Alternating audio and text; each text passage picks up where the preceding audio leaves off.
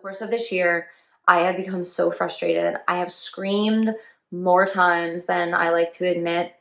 I am not proud of the screaming that I have done because I have been so frustrated. I want to nip this now of checking your work and taking pride in your work now before I send my child off into the workplace. Check your work. What's going on? Audrey here. Welcome back to my channel. If you are new to me, welcome. I post faith videos every single Wednesday. I sprinkle homeschool videos in between, which is what today is. And I also say the rosary live every single Wednesday evening, 7:30 p.m. Central Standard Time. And then after that, we have a little faith formation chat. So today's video is going to be kind of a recap of what has happened with our homeschool thus far, and just kind of talking about what's going on and highs and lows that have happened. So in short, if you're not familiar, go ahead and check out all of the homeschool videos. I have a whole huge playlist on homeschooling and so forth. All right, so let's just start from the beginning here. Is we made some changes in our homeschooling. So we always start in July. This year we actually started on July 6th. And a lot of people ask me like, hey, how many days of school do you usually do during the year? And my response is, what I report to the state is 180 days, but we homeschool all year round. And the reason why we homeschool all year round is because we travel. And I also don't want to be confined to a regular school like calendar. I want to operate on my own time. And also with our travel schedule that we have, whether it's going to see family or going on road trips and road schooling, I like to have that flexibility. And so we're always doing regular school. Now with that, we start our regular, like our brand new curriculum for history, science, what else? Art. I'll start that in July. I'll let it run its course. And so that usually gets us until March, April.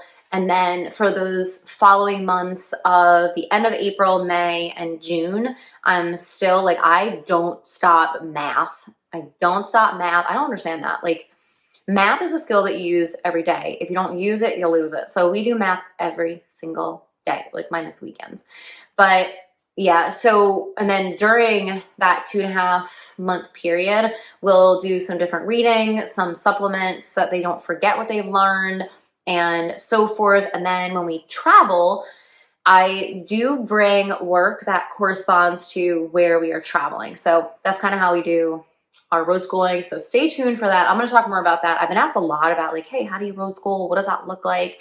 And so I'm totally going to share more of that in the coming month or two. So tap subscribe. What happened? All right. Well, for writing, I need help, to be honest.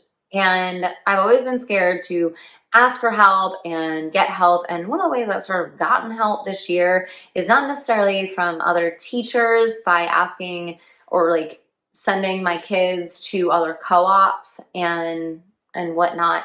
But what I have done is specifically for math for one of our children, our oldest, she does Math UC.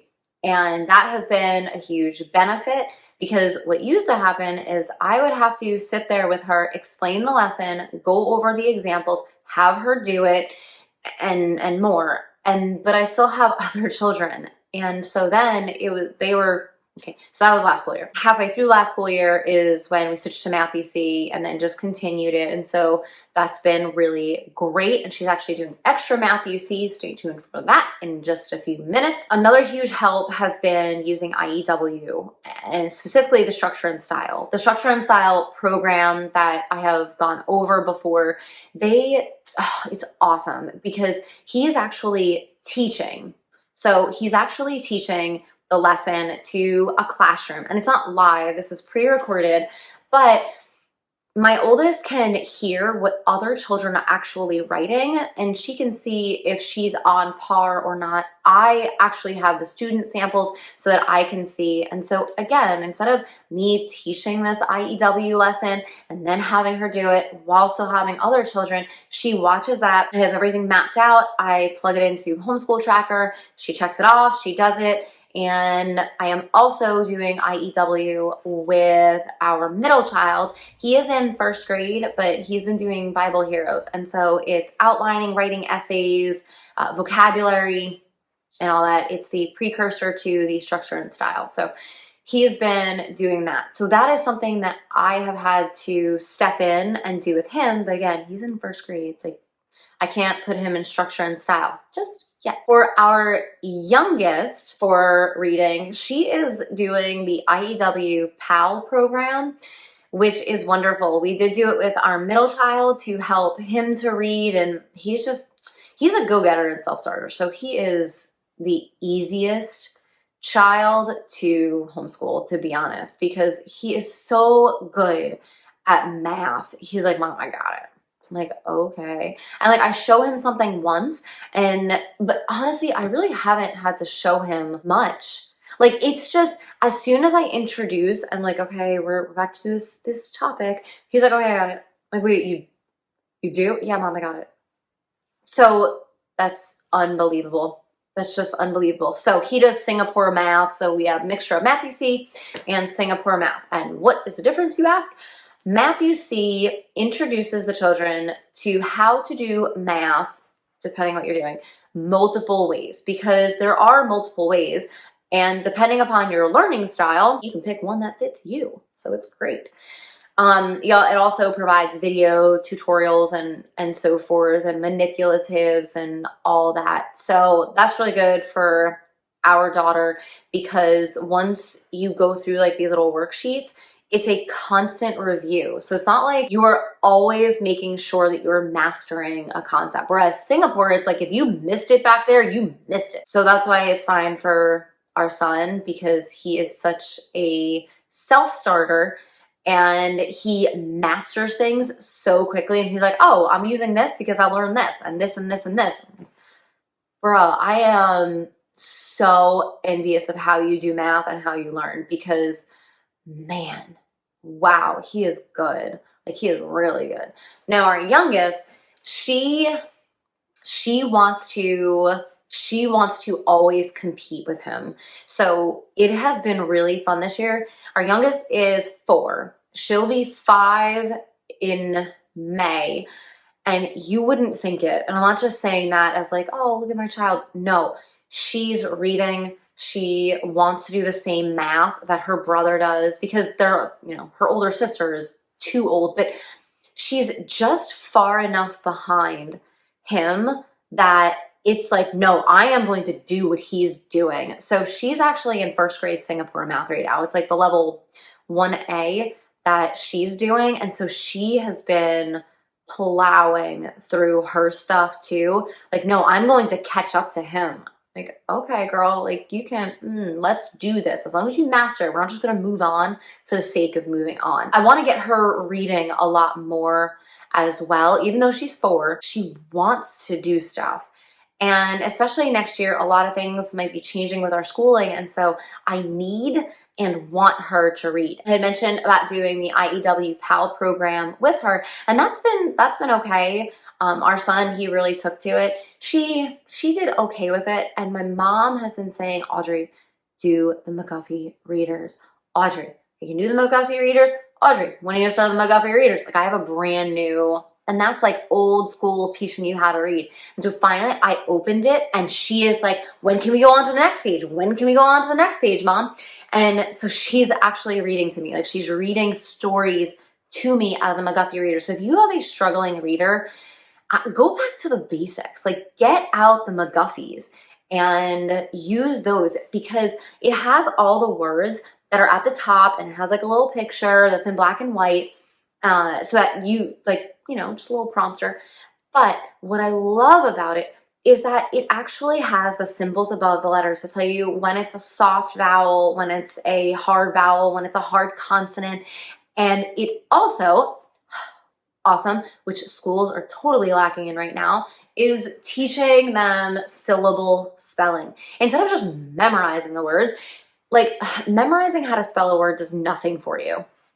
It doesn't. Like, how many of us went to school and we were taught spelling, by memorizing and just like, bleh, here's a spelling test. But then 2 weeks later, you're like, how do I spell that word again? We need to teach our children how to spell using the rules. Rules are tools. So with spelling, I have been trying to drill into my children, spell with the syllable. Spell with the syllable. When you spell the word other, right? They go over syllables in school, but they don't actually teach you like what or how to do it. And the reason I know is because our oldest was in school. Maybe it's different in other schools, but that was just our experience. And then there's also rules and riddles that you can learn, which is why we do phonetic zoo in our house too. And that's been a big benefit. And some people ask me like, hey, like what about the riddles? Do you make your kids memorize them? I make them memorize them, yes, because I want them to learn the application. I don't want them memorizing something for the sake of memorizing something because that does nothing. I want them, like when they get a spelling word wrong, I don't tell them how to spell it. Because me just telling them how to spell something does nothing. But if all of a sudden I'm like, hey, what's the rule for that? They can recall to mind right away and be like, oh, AI as in train, AY as in day. AY comes in the middle of a word. AI comes in the middle of a word. AY comes at the end of a word, right? There's a little riddle for that. There's so many riddles for so many different things to learn how to spell. And not to mention, spelling comes from Latin. Like our language comes from Latin. So many words come from Latin and Greek. And so we are doing Latin. That's an addition to this year that we have added into the mix. I think we started in the middle of November, if I'm not mistaken. It was sometime in November we started because we're, I guess, just about halfway through now. Yeah, we're just about halfway through. I think there's 25 lessons. We're doing Memoria Press's Latin books, and we're in the Prima Latina, which is great. So it comes with little cards and it comes with workbooks, and I even bought the cursive. I have the DVDs, but I have the forever streaming. So the kids watch that on Monday, and we are constantly drilling with them because I want them to learn Latin. They will learn Latin. Latin is the foundation of so many different languages. And so what's been fun is when we go to mass, I'll have my Latin missal out, and our middle child, he actually follows along in the Latin missal with me. And I'll point to words and be like, Tara, what's that mean? You know, like, oh, at the end of the Apostles' Creed, right? We say, Cieli et in terra, right? Heaven and earth, right? So I'm like, what is that?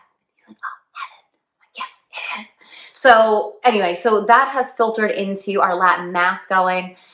Learning even more Latin has become even more applicable in our botany unit, which is awesome. So with botany and with science and medicine and all that, those words are all derivatives from Latin. And so if you know the Latin root, you can figure out what a word is. So we were doing the other day, or was it today? I think it was today. We were reviewing for our test that they're having. I say our, they were reviewing for their science test. And I was making them call to mind, what does phyta mean? Plant. Okay, what does this word look like? And they're like, it looks like the word pterodactyl. What does a pterodactyl have? It has wings. So put that together. Winged plant. Boom. Fireworks. Right? If you can learn the Latin words, you can figure out so much of our language. And so that has been really, really beneficial, even in just these past 10 weeks of doing Latin.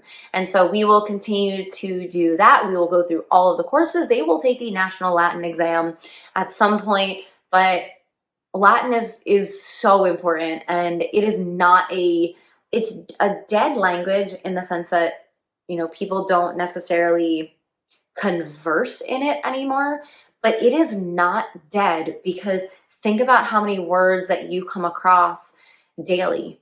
right? That it's Latin. So let's learn it and then it'll help them with other languages too. All right, now speaking of botany, oh my goodness gracious. So turns out we are going to be able to have a massive garden next year. And the kids have, they have really taken to this botany unit, which is awesome. They've learned so much about plants. I can't say enough how much we have enjoyed doing Apology as Science. It really has been a blessing for us. I love it. I love the structure. I love the questions. I love the notebook and journals. The kids really have enjoyed doing it all. So highly recommend doing that. That's been a big, big bonus for us. The other thing is history. We've just continued with history. No problems there. Nothing really to talk about there, because that's been the same. It is 33 weeks long, so that will actually last us probably into May. Yeah, May, because we've taken weeks off and so forth from history, but we are trying to just like plow through that. And the program that we use is awesome because it's history with a Catholic slant, and because stuff happened like with religion and politics all throughout. And so it's very important that the kids realize that that happened. So we use the story of civilization, and there's a story of the world that is kind of like the Protestant version. But the story of civilization is great. It comes in 4 different volumes, and we are in volume 2. So that's been pretty awesome. We're still using our art and so forth, which has been great. Now, so where have the problems been? Okay, so our oldest, it has been a struggle, and I have tried to provide tools. I have tried to provide as much support as I can, and we're ending our 4th year of homeschooling, and I am now realizing how much help I have given her, and she has relied on me too much. She's relied on me too much because I used to sit there with her for so long. And over the course of this year, she's in 5th grade. Over the course of this year, I have become so frustrated. I have screamed more times than I like to admit. I am not proud of the screaming that I have done because I have been so frustrated with her work ethic. I have tried, okay, so without going too much into detail here, because I don't want to talk about my daughter, but here's the problem is she doesn't check her work. She's not defiant. She's not I ain't checking my work. It's just, no, I just didn't check it. And so it's more of this apathetic attitude towards school, or it'll be okay. Mom will, you'll sit with me. And so a couple weeks ago, I came into my husband's office and I just curled on the couch and I was like, I am tired. And it wasn't a tired, I'm just going to give up on homeschooling. No. My kids are not going to school. We're in it for the long haul.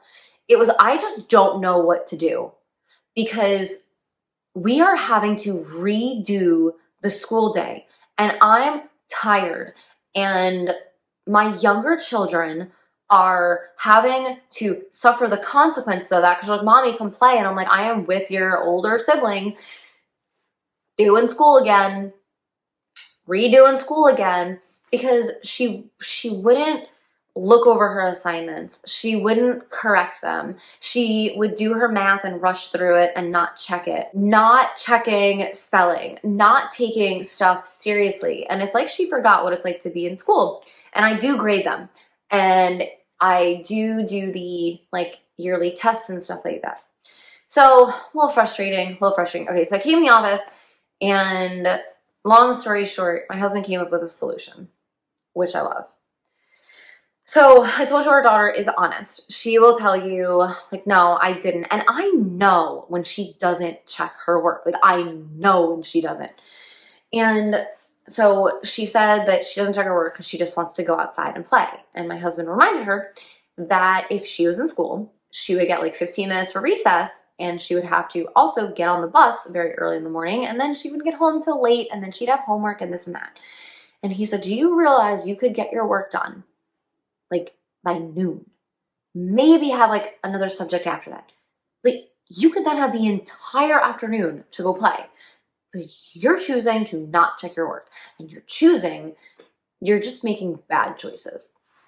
Okay, and so before, like, we had taken away dessert, we had taken away like other stuff. So here's what's going on now. For every math problem that she gets incorrect, and I'm not talking about like really hard problems, because there are some like 4-step problems that she has to do. When it comes to careless errors, like not simplifying fractions, subtracting wrong, telling me that 13 minus 6 is 4. You know, like careless errors where it is blatantly obvious you didn't check your work. You get a tally mark. For every single tally mark, you have to watch a math video. And so I told you we do math UC. She is in, what is it, Epsilon? Yeah, she's in Epsilon right now. So several weeks ago, she had to start at lesson 1 and she had to take notes for every single lesson. And so let's say she gets 7 tally marks. Well, she needs to watch 7 videos, and the videos are like 5 minutes long. So it ends up being 35 to 40 minutes that she is watching math videos. So she needs to rewatch those math videos. When it comes to spelling, careless spelling mistakes, grammar that you should have gotten right, that we know that you should have gotten right, careless errors with that, you get a tally mark. Now we're doing phonetic zoo. So she has to, for every tally mark, she has to listen to a spelling video. So like today, there were 7 math tallies and 5 spelling. And so here's what's great, is that I don't check any of that. My husband does. Because as he says, Aud, you're off the clock. You're off the clock. You have been doing school with them all day. I'll do all the tallies. And I don't know if you think like that's harsh or not, but in life, there are rules. There are spelling rules, there are math rules, there are rules. I want to nip this now of checking your work and taking pride in your work now before I send my child off into the workplace. Check your work, right? Think about, I don't care where my child works. If my child works at Pizza Hut and she does not check the pizza to make sure it has pepperoni and it is the meat feast, which I love. Let's talk about Domino's. I love Domino's. The meat feast, or like the whatever, it has all the meat, right? If I say no onions, I don't want no onions on the pizza. You got to check that. You got to check that to make sure your person is getting what they want. So I want to nip this now. You take pride in your work. You look it over and over and over again and make sure that you write everything down for your word problems. You make sure that you check every single problem to make sure that you have simplified them.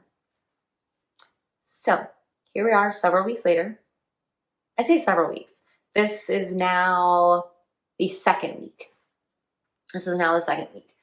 Of doing this. And so we'll see. I am hoping for less and less tally marks. Like we had 2 great days last Wednesday and Thursday. Like 1 tally, and that was it. And then Friday, oh my goodness, 9 for math and 8 for spelling. And that was my mom's birthday. So she got no birthday cake. And my mom sat down with her and I was like, Mom, this is your birthday. You do not have to choose. My mom said, I just want to see like what's going on. Okay. My mom sat there with her for 2.5 hours. I was like, Mom, I am selfish. I want to be with you. Okay. So anyway. So yeah, my mom even came, like when they were done, she even came over and she was like, she knows how to do this. And I said, exactly. I know. That is why I don't sit there with her for 2.5 hours. And so now my mom even saw. All right. So that's one of our, because nothing else was working. And so fine, like you can either spend 5 minutes checking your work or you can spend 5 hours watching math videos and like rewriting stuff. So anyway, everything else seriously is going great. We are now into February and we are hustling up with our work. She has actually started level 1B of structure and style, which is awesome. She did 1A, now she's doing 1B. And I didn't do 2A because she's capable of doing 1B. But if you're just starting out with IEW, go 1A, 2A, 1B, 2B. But she's a good writer. She knows the structure. She knows the style of it. And so that is why we put her in 1B. But all right, everybody. Co-op's going great. We are going to be road tripping in March. So we are having some really like good, solid days. And as far as schedule, real quick. As far as schedule goes, we start now, instead of starting at 8:45 with like prayers and all, we actually start at 8 now. So we are starting a little bit earlier, and honestly, it's been a benefit for us. At first, the kids were like, whoa, we have to wake up early. And I'm like, whoa, you still get to wake up later than the average child, my child. So anyway, that has been that's been a little bit of change, is starting a little bit, like those 45 minutes that's a big deal. So, and it allows my younger children to just then play like the whole afternoon. And if our oldest decides to, get herself going, well, there's that too. All right, everybody. Leave me a comment. Let me know how your year is going. In April, we will be doing state testing as we do every single year. It's more for my benefit and to see where they are. And so it's been awesome. All right, everybody. Leave me a comment below. Give this video a thumbs up. Tap that subscribe button, and I will catch up with you next time. Take care.